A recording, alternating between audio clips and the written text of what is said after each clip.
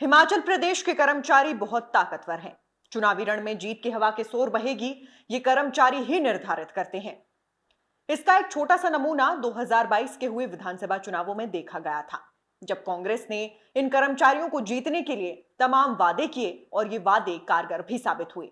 कर्मचारियों ने कांग्रेस का साथ दिया और कांग्रेस सत्ता में आ गई।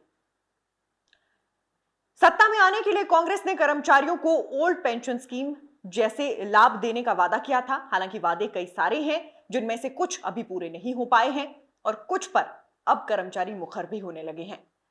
यह कर्मचारी वर्ग 2022 में सत्ता परिवर्तन के लिए एक महत्वपूर्ण भूमिका निभा चुका है और अब एक बार फिर से चुनावी रण में विधानसभा उपचुनावों की बिसात बिछ रही है। दूसरी तरफ लोकसभा के चुनाव भी आने वाले हैं। अभी तक कर्मचारी संगठनों ने साफ नहीं किया है कि वो कम से कम उपचुनावों में किस ओर जाने वाले हैं। ऐसे में ये निर्णायक वर्ग क्या फैसला लेगा, ये सभी के लिए एक चर्चा का विषय है। चलिए जानते हैं कि कर्मचारी वर्ग किस तरीके से एक महत्वपूर्ण भूमिका हिमाचल प्रदेश की हार जीत में निभाता है। हिमाचल में कर्मचारी और पेंशनर चुनाव में फिर अहम भूमिका में रहेंगे। करीब 5 लाख मतदाताओं का ये तबका चुनाव का रुख मोड़ने या फिर कहें जीत का गणित बनाने या बिगाड़ने का दम रखता है। विधानसभा चुनावों में किसी एक बड़े मुद्दे या पार्टी को लेकर आमतौर पर रुझान की झलक दिखाने वाला ये तबका इस बार फिलहाल चुप है। अभी तक कर्मचारी संगठनों ने आम चुनाव में समर्थन को लेकर इशारा या संकेत नहीं दिया है। पेंशनर संगठनों ने भी पत्ते नहीं खोले हैं। हिमाचल के करीब 3.25 लाख से ज्यादा सरकारी, अनुबंध और आउटसोर्स कर्मचारी है। करीब 2.25 लाख पेंशनर भोगियों को भी जोड़ दे तो ये आंकड़ा 5 लाख के पार है।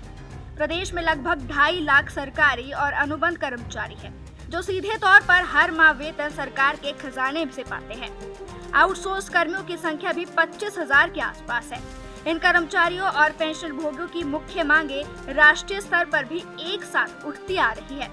कई सरकारों और दलों ने इनकी मांगों को प्राथमिकता दी और सत्ता में आने पर पूरा भी किया।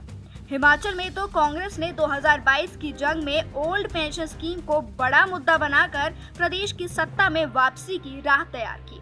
विधानसभा चुनाव को निपटे करीब 1.25 साल हो चुके हैं।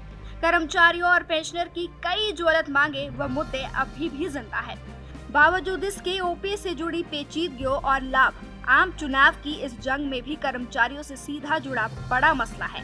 हिमाचल समेत राजस्थान, छत्तीसगढ़ आदि कई राज्यों में ओपीएस लागू करने वाली कांग्रेस आम चुनाव की जंग में इस मुद्दे पर मौन है।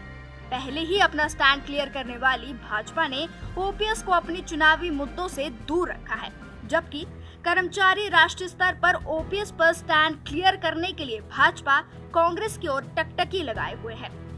आर्थिक लाभ और हितों से जुड़ी कई मांगे सरकार दर सरकार लटकती ही जा रही है। देश में अब सरकारी कर्मियों की निगाहें 8वें वेतनमान पर है, जबकि हिमाचल के सरकारी कर्मचारियों को अभी 6ठे वेतनमान का लाभ ही पूरी तरह से नहीं मिल पाया है। इन सब हालात में कर्मचारी पेंशनर फिलहाल समर्थन के सवाल पर असमंजस में भी दिख रहे हैं।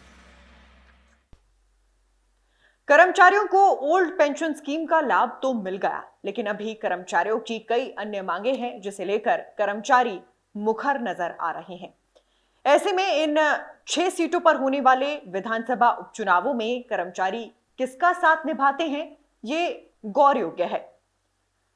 आपकी इस बारे में क्या राय है, हमें कमेंट बॉक्स में जरूर बताइएगा और बने रहिएगा नेशन स्पीक्स के साथ।